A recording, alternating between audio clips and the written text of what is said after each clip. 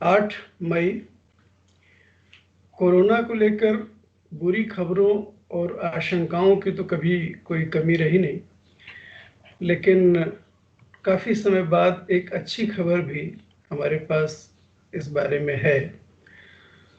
उस अच्छी खबर से शुरुआत करें तो वो ये है कि सुप्रीम कोर्ट ऑफ इंडिया ने यह मान लिया है कि ऑक्सीजन के आवंटन में केंद्र सरकार राज्यों के साथ भेदभाव कर रही है। ऐसा कहा नहीं है साफ साफ, लेकिन उसके फैसले में, उसके कदमों में यह बात स्पष्ट है। सच्चाई यह है कि मोदी सरकार ऑक्सीजन के देशव्यापी वितरण की भंडारी बन बैठी है और मनमाने ढंग से राज्यों को ऑक्सीजन का आवंटन कर रही है। इस ऑक्सीजन मैनेजमेंट के बजाय इसको मिसमैनेजमेंट कहना ज़्यादा बेहतर है। इस ऑक्सीजन मिसमैनेजमेंट पर बिंदुवार बात करना जरूरी है। जो गुजरात का जो गांधीधाम शहर है, वहाँ जो SEZ है, इसी काम के लिए वहाँ देश के कुल 2/3 ऑक्सीजन सिलेंडर बनते हैं। पिछले 10 दिनों से, अभी तो 12-13 दिन कहना होगा, 12-13 दिन से SEZ के सभी प्लांट्स में ताला बंद है।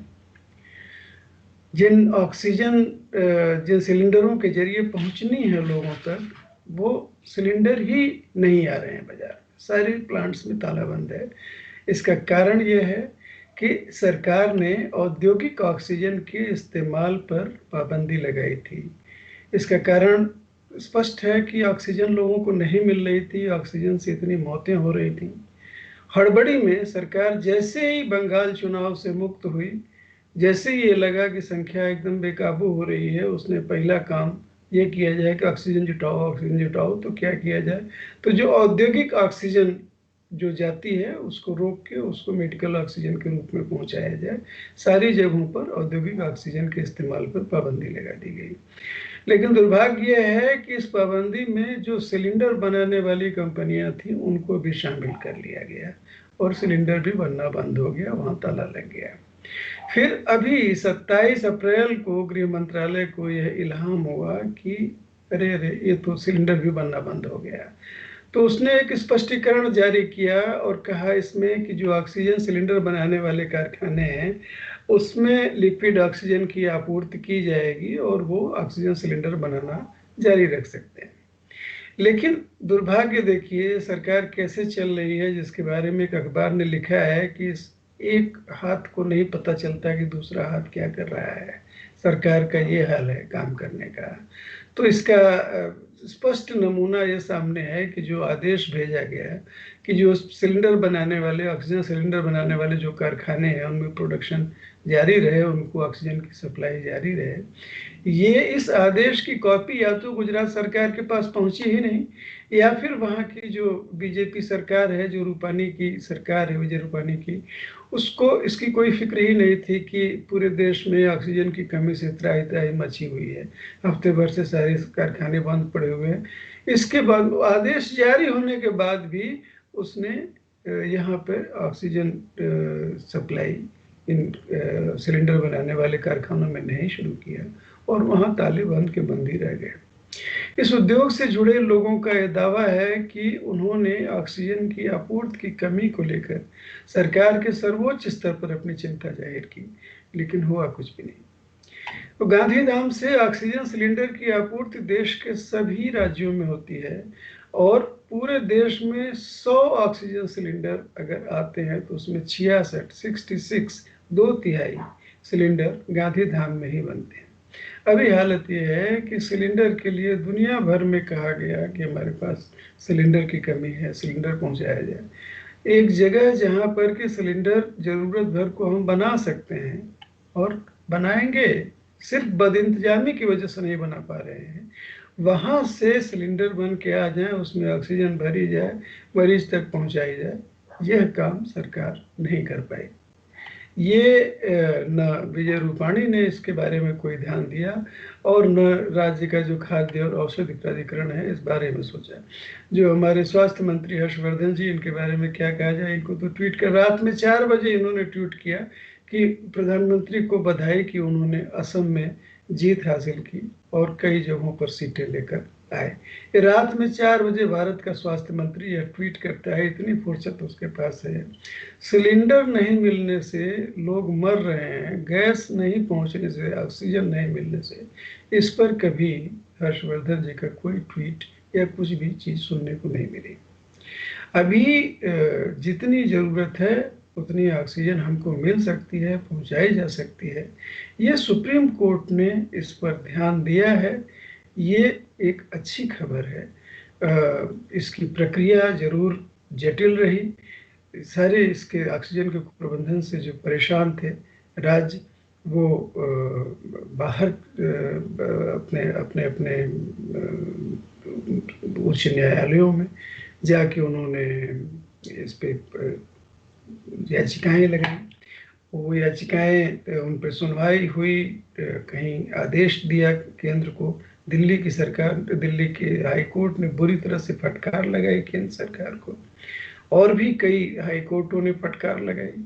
और उसके बाद जब मामला सुप्रीम कोर्ट में पहुंचा तो सुप्रीम कोर्ट ने इस पर एक एक्सपर्ट्स की एक कमेटी गठित की, और उसमें एक स्पष्ट उसकी बातों में जस्टिस चंद्रचूड़ के आदेश में यह बात स्पष्ट है कि बदइंतजामी की इंतहा है, और ये टास्क फोर्स उसको रोकने के लिए, उसको प्रबंधन को रोकने के लिए बनाई जा रही है। ये 12 सदस्यीय जो नेशनल टास्क फोर्स है पूरे देश के लिए मेडिकल ऑक्सीजन की आवश्यकता, उपलब्धता और इसके वितरण का खाका तैयार करेगी, और राज्यों में भी हर जिले को ऑक्सीजन मिल सके जरूरत भर को, इसके लिए राज्यों में भी इसी तरह की टास्क फोर्स का गठन करेगी। अब हम वापस लौटते हैं कुछ एक आशंकाओं और चिंतित करने वाली खबरों पर। जाहिर है इन खबरों का उद्देश्य किसी तरह का पैनिक क्रिएट करना नहीं, इसका उद्देश्य यही है कि जो भी जिम्मेदार लोग हैं वो समय से इस बारे में ध्यान दें और इस बारे में कुछ किया जा सके। जो अभी तक का जो हमारा प्रदर्शन रहा है उसके बारे में तो बातें होती रही हैं। इतना बड़ा हमारे देश का मीडिया है, और हमको अब पता चल रहा है कि अप्रैल तक कई महीने से जो टास्क फोर्स जो बना रखी थी सरकार ने, जो मेडिकल और जो विषाणु वायरस विशेषज्ञों की, उसकी बैठक ही नहीं हुई थी अभी तक। तो इस मीडिया के बारे में तो अब ये धीरे धीरे खुद ही एक बीमारी लगता जा रहा है। लेकिन जो एक चीज़ जो बहुत ज़रूरी है जिसके बारे में बात करना, वो ज़रा ये देखिए कि भारत सरकार के अभी तक के प्रदर्शन के बारे में जो दुनिया भर की पत्र पत्रिकाओं ने, खासकर कार्टूनिस्टों ने मोदी सरकार की बहुत ही सख्त खबर ली, लेकिन इसका चरम बिंदु जो है दिखाई पड़ा है हम लोगों को, वो ब्रिटेन के तकरीबन 200 साल पुराने बेहद प्रतिष्ठित मेडिकल जर्नल द लांसेट ने जो हाल में संपादकीय लिखा, जो कल छप के आया, वो उसने तो धज्जियां उड़ा दी हैं। उसमें कहा है कि, उसके एडिटोरियल में कहा गया है कि मोदी सरकार महामारी नियंत्रित करने से ज़्यादा ट्विटर से आलोचना हटाने को लेकर उत्सुक दिखी है। यह भी कि महामारी और संकट के दौरान आलोचना और खुले विमर्श को दबाने की प्रधानमंत्री मोदी की कोशिशों को माफ नहीं किया जा सकता है। लांसेट जो है वो आगे लिखता है कि सुपर स्प्रेडर इवेंट्स के खतरे को लेकर तमाम चेतावनियों के बाद भी सरकार ने धूमधाम से धार्मिक त्योहारों का आयोजन देश में होने दिया, जिसमें देश भर से लाखों लोग आए। इसके अलावा बड़ी बड़ी राजनीतिक रैलियां हुई। इस बारे में हम लोग भी बात करते रहे हैं, लेकिन लांसेट की बात अलग है। लांसेट तो एक ध्रुव तारा है, समझ लीजिए पूरे मेडिकल साइंस में। वो कह रहा है बड़ी बड़ी राजनीतिक रैलियां हुई जहां कोविड को रोकने के लिए कोई कदम नहीं उठाए गए। यह भी कह रही है मैगजीन कि भारत ने कोविड को नियंत्रित करने की शुरुआती सफलताएं गंवा दी हैं, और प्रधानमंत्री नरेंद्र मोदी की सरकार अब खुद पर लाई गई राष्ट्रीय आपदा की अध्यक्षता कर सकती है।